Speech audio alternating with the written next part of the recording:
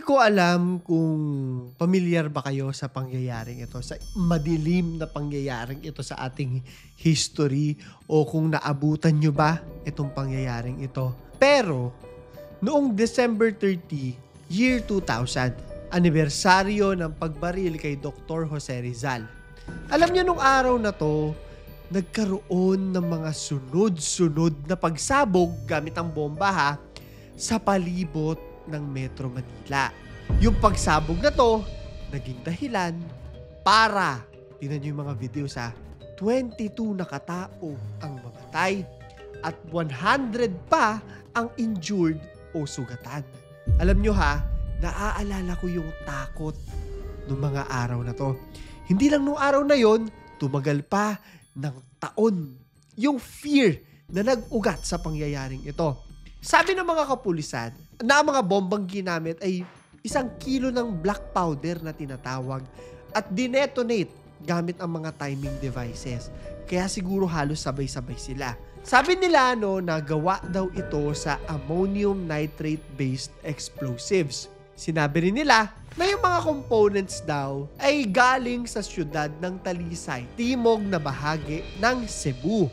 Sinasabi na yung syudad daw kasi nito kilala sa paggawa ng mga blasting caps na ginagamit sa illegal fishing. So tignan natin kung may kaugnayan ba itong mga ito, no?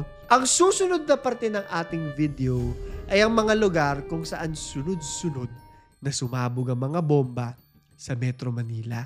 Blast locations. Noong mga araw na yun, nagkaroon ng 5 pagsabog nga na naganap sa loob ng 1 oras. Imaginin mo kung saan-saan lumilipat yung mga news teams, no? Yung mga nagbabalita. Hindi nila alam kung may kasunod pa ba. Napapraning ang lahat nung araw na to. Just imagine na lang kung ano yung kinos nito na panic sa buong bansa. Alam nyo, bata pa ako nito, pero naaalala ko to. Naaalala ko na hindi lang yung buong pamilya namin, kundi lahat ng mga tao, ay nakatutok sa kanilang mga TV o kanilang mga radyo. Nandun yung legitimate na fear na para bang, hindi ba tayo masasabugan dito? Kasi di nila alam kung ano yung nangyayari.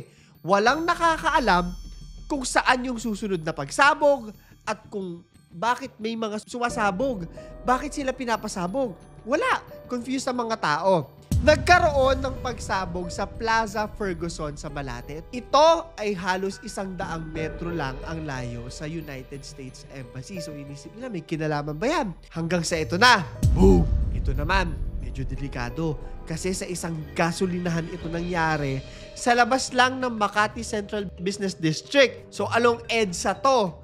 Katapat ng Dusit Hotel na tinatawag doon sa Makati. Dito na unang may namatay, 2 silang miyembro ng police bomb squad. Sila yung namatay dyan. Hanggang sa this time, medyo mas mabigat. Kasi sa NAIA to. Mas nakakatakot to, sa eroplano. Sabi nila na yung pagsabog daw ay naganap sa cargo handling area doon sa loob ng NAIA. Merong at least 1 explosive device daw ang sumabog dito. Puntahan naman natin yung pang-4 na bomba. Eto, malapelikula. Kung alam nyo yung pelikulang Speed na Keanu Reeves, parang ganun. Kasi nangyari ang pagsabog na to habang tumatakbo ang isang bus sa EDSA. Sumabog yung bus habang nasa Cubao to, binabaybay nito yung Cubao. Isa lang naman ang namatay, pero syempre di ba kung wala mas maganda. Pero yung iba, ang daming na-injure dahil nga nasa loob ng sasakyan nito. Dahil sa loob ng bus ito. Ang pinakamalaking pagbomba ay sa Blumentritt Station sa LRT1. Eto na. I think dito na talaga nagkagulo Naalala ko tong araw na to. Ito yung nakikita ko sa TV. Yung napanood ko sa TV. Sa Santa Cruz, Maynila ito. Dito na pinaka natakot yung pamilya namin, personally. Kasi sa Caloocan kami nakatira. Medyo malapit-lapit lang po ito dito. Kaunting station lang ng tram. Yung lolo ko naman kasi sa Divisoria. Hindi ko po alam kung nadadaanan niya to, pero malapit siya. Ang biyahe niya kasi, may daanan doon papunta doon galing sa amin. Eto na. Pag-uusapan na natin ngayon, yung takot. Yung fear. Ito yung POV ko Noong nangyayari itong mga kaganapan na to. bilang isang bata na walang kaalam-alam, no, hindi ko naman naiintindihan yung mga pagsabog na yan at that time eh. Naaalala ko lang yung muka ng mga tao. Yung muka ng nanay ko, yung muka ng lolo ko. Gusto ko na imagine ninyo yung sitwasyon ko. So lahat nakatutok nga sa TV. Tinitignan nila kung saan yung mga pagsabog sa TV o radyo nila. Sa amin personally, nagiinuman yung tatay at lolo ko dito siguro para makapag-release ng kaba. Kasi iniisip nila kung ano yung next na pwedeng mangyari. Pwedeng mangyari to sa jeep, pwedeng mangyari sa mga paaralan, pwede itong mangyari sa mall. Ayan na nakakatakot. So, iniisip nila, naalala ko yung conversations nila, lalabas ba tayo? Papapasukin ba natin yung mga bata?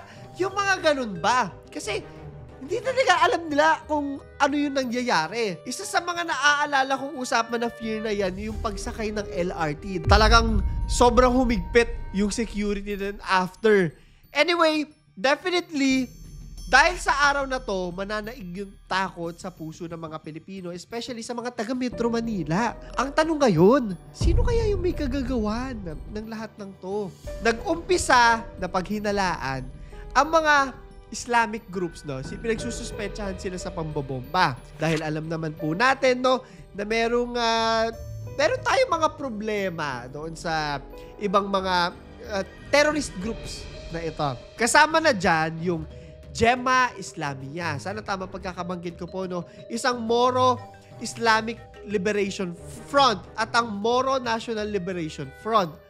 Pero walang napatunayan pa at that time, medyo mahirapan sila at hindi sure kung sino ba talaga yung gumawa ng mga pagsabog. Hanggang sa tumagal, naiinis na yung mga tao, naiinis na yung mga politiko. This time, 3 years has passed, nagalit si Senate President Franklin Drilon at the time, no, na bakit ano nangyari? Parang wala na lang po yung mga namatay sa atin. Ano na kayo? Wala pa rin. Pinagsasawa sa malang bahala nyo ba to? Anyway, May 2003, merong isang suspect sa pambomba na si Saifullah Yunus na inaresto sa CDO, Cagayan de Oro. Papunta daw siya ng Maynila, pasakay ng isang eroplano, tapos na-alerto yung mga pulis sa kanya kasi hindi niya ma-explain kung bakit may mga bandages siya sa mukha. Tapos hanggang sa nakilala nila, ay, hala, ito pala si ganyan. Napaamin nila itong si Saifullah.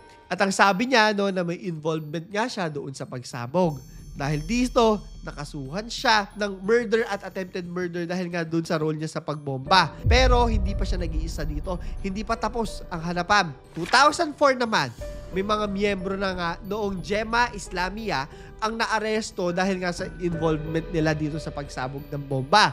May dalawang Muslim na sina Mamasaw Naga at Abdul Pata ang inaresto sa Marawi City. Sabi ni Fathur Rahman Algozi, isang Indonesian, na sila raw ang mga responsable doon sa part ng LRT-1 train cab bombing. Yung mga MILF, MNLF, na clear yung pangalan nila ng PNP sa involvement nila doon sa mga pag-atake. So, babalikan natin ito si Fathur Rahman Algozi. Na-convict siya at sinintensyahan ng 17 years na pagkakakulong dahil sa illegal possession ng explosives noong Rizal Day bombings. Kinulong sila after nito. Pero ito, July 2003, nakatakas siya at iba pa sa kulungan nila sa Camp Crame. Just imagine, di ba? Pero nabatay kinalaunan ng mga otoridad noong October 13, 2003. January 23, 2009, yung tatlo na mga nahuli na nabanggit ko na si Mukilis Haji Yunus, Abdul Fatak Paute at si Mamasaw Naga ay sinentensyahan ng 20 years up to 20 years imprisonment for multiple murders at multiple attempted murders. Pero kahit anong kulong pa ang gawin natin, hindi naman na mababalik, di ba? Yung mga buhay ng mga taong nawala. Pag-usapan natin yung aftermath. December 2006, after na matapos ng pagbomba, nagkaroon pa, no? Naalala ko rin itong mga to, ng mga bomb scare. Kasi magkakaroon, laging gano'n, may ganong fear na magkakaroon ng, hindi ko po alam kung intel galing po ito, no? Pero definitely every year may takot yung mga tao. May paranoia na ba, no? Kasi magkakaroon lagi ng follow-up yung bomba. Naaalala ko to talaga. Nagpadala ng mga bomb squad, medical team, sa Fort Bonifacio, sa Luneta. Talagang pinag-ahandaan talaga kasi napaparaning na yung mga tao. And I think hindi mawawala yung fear simula nung araw na to dahil hindi dito nagtatapos ang lahat. Marami pa mga pagbobomba yung magaganap sa Pilipinas na pag-uusapan natin sa mga susunod na araw. I-comment nyo sa ilalim kung gusto nyo malaman pa yan. And while hindi ko masasabi sa inyo kung may kaugnayan ba itong mga ito, aalamin natin yan ng sabay-sabay. Definitely, nagkaroon ng lamat sa puso ng mga Pilipino dahil sa Rizal Day bombing. Ito yung question of the day natin ha, para sa ating 1,000 GCash giveaway. Huwag nyo kalimutan na mag-like, subscribe at notification bell at sagutin ang ating question of the day. Naalala mo ba yung mga kaganapan noong Rizal Day bombings? Ano yung POV mo nito? Also, may mga kakilala ka ba na na-experience ang mga pagsabog na to? I-comment mo sa ilalim. So, yun lamang po. Ito si Claro III at ito ang aking kwento.